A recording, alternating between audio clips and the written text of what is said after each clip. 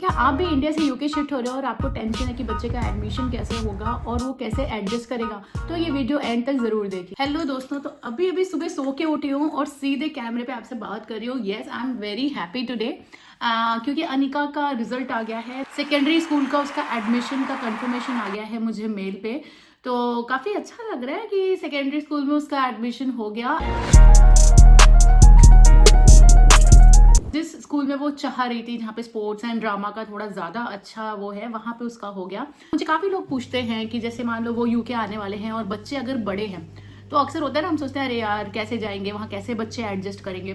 तो मैं आज आपके इस सवाल का जवाब दूंगी। तो सिंस मेरी बेटी का भी सेकेंडरी में एडमिशन हुआ है, तो पहले मैं सेकेंडरी से स्टार्ट करूंगी कि सेकेंडरी स्कूलों में यहाँ एडमिशन कैसे होते हैं। फर्स्ट ऑफ ऑल, यहाँ पे प्राइमरी स्कूल होता है ईयर 6 तक। ईयर 6 मतलब इंडिया का आप ईयर 5 लगा लो अकॉर्डिंग टू एज। इंडिया का क्लास 5, यहाँ का क्लास 6 होता है। तो प्राइमरी स्कूल वहां तक होते हैं। अच्छा, अब प्राइमरी स्कूल के एडमिशन कैसे होते हैं ये मैं आपको नेक्स्ट वीडियो में बताऊंगी। सिंस अभी सेकेंडरी की बात कर रहे हैं, हम सेकेंडरी की बात करते हैं। 3 तरह के स्कूल होते हैं। एक होता है काउंसिल रन स्कूल, है ना, और एक होता है ग्रामर स्कूल, वो भी कौंसल रन ही होता है, लाइक वो भी फ्री ऑफ कॉस्ट ही होता है। और एक होता है प्राइवेट स्कूल। तो प्राइवेट स्कूल में प्राइवेट फीस और प्राइवेट एडमिशन्स होते हैं, एग्जाम्स वो भी लेते हैं बट अपने तरीकों से। तो वो हम प्राइवेट स्कूल अलग हटा देते हैं। अब फ्री एजुकेशन की बात करें तो वो भी सेकेंडरी में 2 तरह की होती है। एक होते हैं ग्रामर स्कूल, जिसका एग्जाम यही ईयर 7 में जब बच्चे जाते हैं ना, 6 to 7 प्राइमरी से सेकेंडरी तब होता है। तो वो एग्जाम में अगर आप सेलेक्ट हो गए तो वो उसमें कैसे कॉन्सेप्ट है कि उसमें बहुत एक्स्ट्रा ऑर्डनरी ब्रिलियंट बच्चों को ही वो लेते हैं। एक्स्ट्रा ऑर्डनरी या बहुत ब्रिलियंट बच्चों को ही लेते हैं और उन्हीं को और ग्रूम करने में वो लोग बिलीव रखते हैं। राइट, मतलब ग्रामर का एक एग्जाम होता है, जैसे आईआईटी आप लगा लो, CPMT. I am not comparing, वो तो सेकेंडरी स्कूल का एग्जाम और आईआईटी सीपीएमटी बहुत फर्क है, बट एग्जाम बहुत इनके हिसाब से टफ होता है बच्चों के हिसाब से। तो उससे लोग ग्रामर में सेलेक्ट होते हैं। ईयर 7 से बच्चे ग्रामर में पढ़ना चालू करते हैं। या तो ये कौंसिल रन स्कूल होते हैं। कौंसिल रन में भी 2 तरह के सिलेक्शन होते हैं। एक होता है कि वो अगर स्कूल अपने से कोई छोटा टेस्ट ले रहा है या फिर ड्रामा और डांस का कोई टेस्ट ले रहा है, डिपेंड करता है। और या तो वो होता है कैचमेंट एरिया के हिसाब से। सपोज करिए आप कहीं भी जा रहे हो यूके में, तो प्लीज देखिए कि आप अगर बच्चे के साथ में हो तो आप किस एरिया में रुकने वाले हो, ये जरूर देखिए, क्योंकि उस एरिया के अकॉर्डिंग ही आपको सेकेंडरी स्कूल भी अलॉट होगा।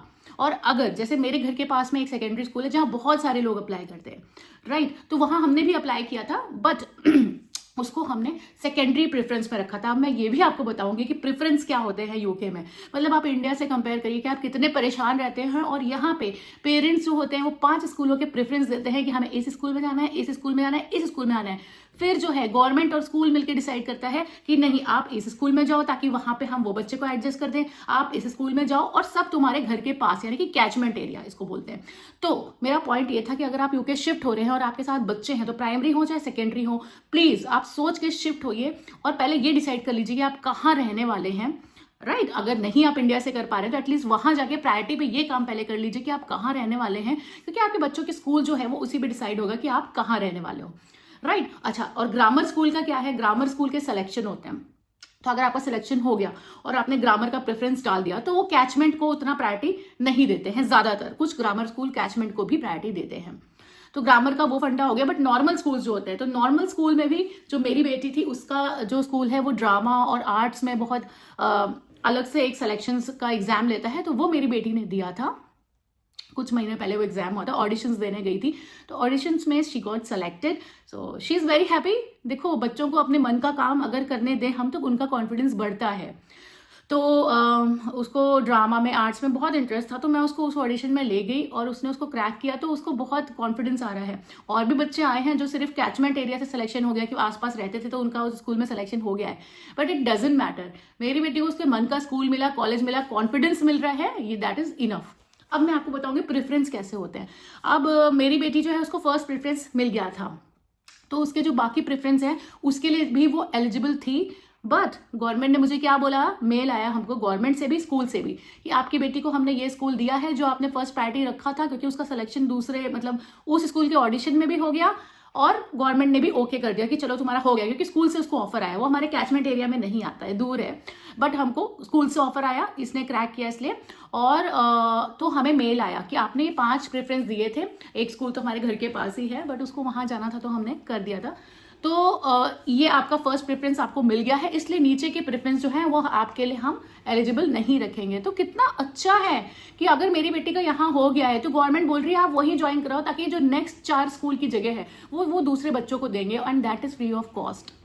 तो ये चीज़ अच्छी है, एंड होपफुली कहीं ना कहीं हमारे अगर कल्चर में भी ये चीज़ आ जाए तो हमारी एजुकेशन भी वैसे तो बहुत अच्छी बेस्ट एजुकेशन है इंडिया की, बट ये जो कुछ मनी मेकिंग चीज़ें होती हैं, मनी मेकिंग भी हो बट इतनी ज़्यादा ना हो कि वो सिर्फ मनी मेकिंग रह जाए। Education should be like education.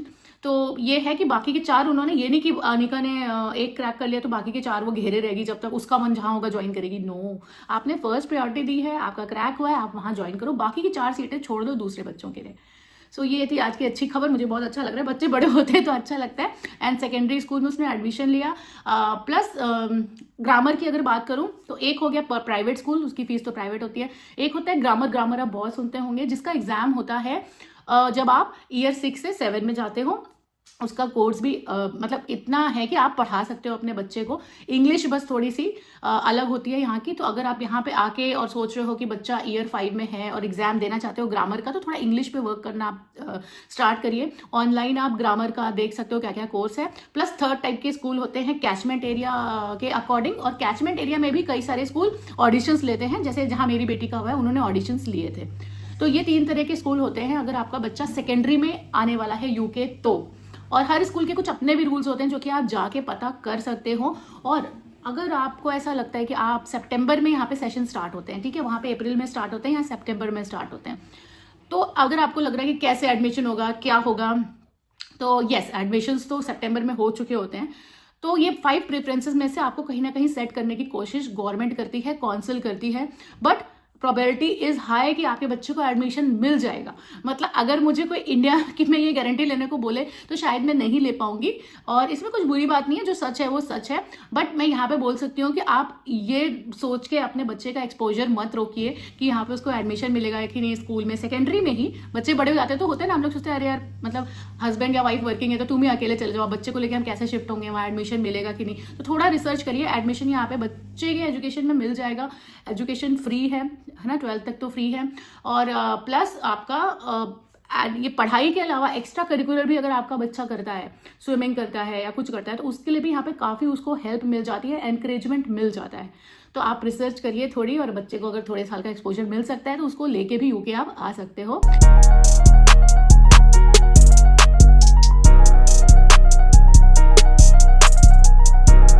आने की सोच रहे हैं तो प्रायोरिटी पे ये चीज़ एडमिशन की रखिए। इजीली चीज़ें हो जाती हैं का मतलब है कि यहाँ पे प्रोसेस स्मूथ है। इसका मतलब ये नहीं है कि हमेशा अवेलेबिलिटी रहती है ऑब्वियसली। और सेकेंडरी स्कूल में तो वैसे भी प्राइमरी स्कूल ज़्यादा है, सेकेंडरी स्कूल थोड़े से कम होते हैं, इसलिए आपको सेकेंडरी स्कूल के लिए ज़्यादा मशक्कत करनी पड़ेगी एडमिशन के लिए। ट्राई करना जल्दी शुरू करिए। बेसिकली आपका अगर बच्चा सेकेंडरी स्कूल में है और सेकेंडरी स्कूल की एज में है और आप यूके आ रहे हो, तो आपको 3 चीज़ों के खास ध्यान रखना है। अपना कैचमेंट एरिया, यानी कि आप किस एरिया में रह रहे हैं, क्योंकि उसके अकॉर्डिंग ही स्कूल अलॉट होगा आपको। एंड तो एड्रेस प्रूफ इज सबसे प्रायोरिटी, कि एड्रेस प्रूफ एक होना चाहिए। फिर आप काउंसिल की वेबसाइट से अप्लाई कर सकते हो। सपोज करो एक पेरेंट कोई पहले जा रहा है और बच्चा बाद में आने वाला है, जैसे मेरे साथ हुआ था। तब कोविड का एंड हुआ था तो मेरे हस्बैंड पहले आए थे, बच्चा बाद में आया था। तो हस्बैंड ने एड्रेस प्रूफ लेके पहले ही मेरे बच्चे के लिए एडमिशन करा के रखा हुआ था यहाँ पे। तो ऐसा भी आप कर सकते हो। अगर आपके पास एड्रेस प्रूफ है तो आप तुरंत काउंसिल की वेबसाइट पे जाके, यानी कि गवर्नमेंट की वेबसाइट पे जाके आप अच्छे से अच्छे स्कूल में, फ्री स्कूल में बच्चे का एडमिशन करा सकते हो। सेकेंडरी चीज़ आपको देखनी है उसकी रेटिंग। यस, ऑनलाइन उसकी रेटिंग देखिए। यहाँ गवर्नमेंट हर स्कूल को रेटिंग देती है, तो वो रेटिंग में स्कूल कैसा है उस पर डिपेंड भी करता है कि वहाँ पढ़ाई कैसी होती है, माहौल कैसा है और डिसिप्लिन कैसा है। 3rd थिंग इज कि आप ये ज़रूर अपने इंडिया से वहाँ के रिपोर्ट्स ज़रूर लेके आइए, प्रॉपर लिखा के लेके आइए। रिपोर्ट कार्ड सिर्फ रीड हो सकता है, सिर्फ मार्क्स इनके अलग तरह से दिए जाते हो, हमारे अलग तरह से दिए जाते हो। तो आप एक रिटर्न में भी वहाँ के रिपोर्ट्स लिखवा के ज़रूर लेके आइए बच्चों के लिए, तो वो बहुत हेल्पफुल रहेगा यहाँ पे।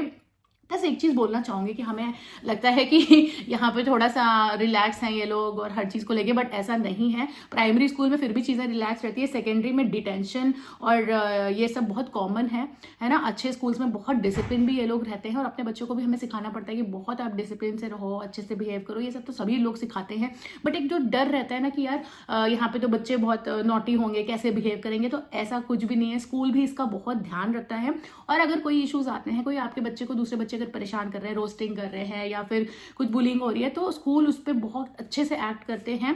एंड मेरे साथ खुद ये एक्सपीरियंस हुआ था। मेरी बेटी जब नई आई थी तो वो नई थी, तो उसको रोस्टिंग और बुलिंग में फ़र्क नहीं पता चलता था कि बच्चे छोटे थे, उनको तो रोस्टिंग भी प्रॉपरली नहीं आती कि चिढ़ाना, टीजिंग, तो वो काफ़ी परेशान रहती थी। फिर उसने मुझे बताया, मैंने बोला अपनी टीचर को बताओ, तो टीचर ने पहले तो सोचा कि वो मतलब किसी तरह की, मतलब ये बच्चा हमें पसंद नहीं है, इस तरह का उस तरह का इसलिए कर रही है मेरी बेटी, क्योंकि जो उस एरिया में वो रहती थी तो काफ़ी अलग अलग एथनिसिटी के लोग रहते थे, तो उसको लगा पहले कि मेरी बेटी ही ऐसे कर रही है, थोड़ा सा अलग आओ। बट फिर उनको लेटर समझ में आया कि बच्चे भी दूसरे शैतान थे, तो उन्होंने दोनों सब बच्चों को समझाया कि ऐसे नहीं करना है। फिर मेरी बेटी इतनी कंफर्टेबल हो गई है ना कि अभी उसे प्राइमरी स्कूल में वही दोस्त चले आ रहे हैं।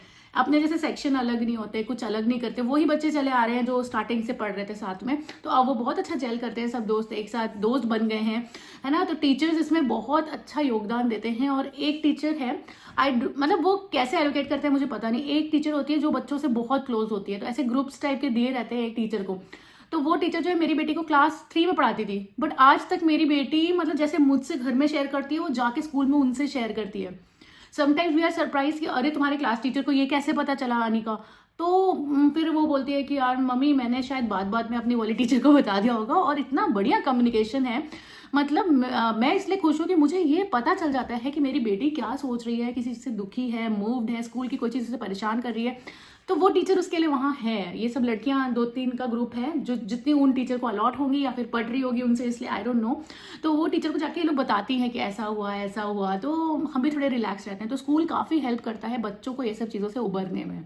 तो आप बिल्कुल भी चिंता मत करिए कि बच्चा कैसे एडजस्ट करेगा, बच्चा एडजस्ट कर लेगा। प्लस अगर आप इंडिया से यूके आ रहे हैं तो प्लीज़ प्लीज़ प्लीज़ चाहे जिस भी लेवल पे आ रहे हो उसके इंग्लिश पे स्पेशल वर्क करिए, क्योंकि यहाँ पे इंग्लिश का बहुत वेटेज है, that is very normal thing. UK का सेकेंडरी सिस्टम भी जो है वो प्राइमरी की तरह ही काफ़ी अच्छा सिस्टमैटिक सिस्टम है बिल्कुल इनका, तो there is nothing to worry. अगर आप इंडिया से यूके बच्चे को लेके आ रहे हैं, थोड़ी प्लानिंग से आइए and everything will be fine.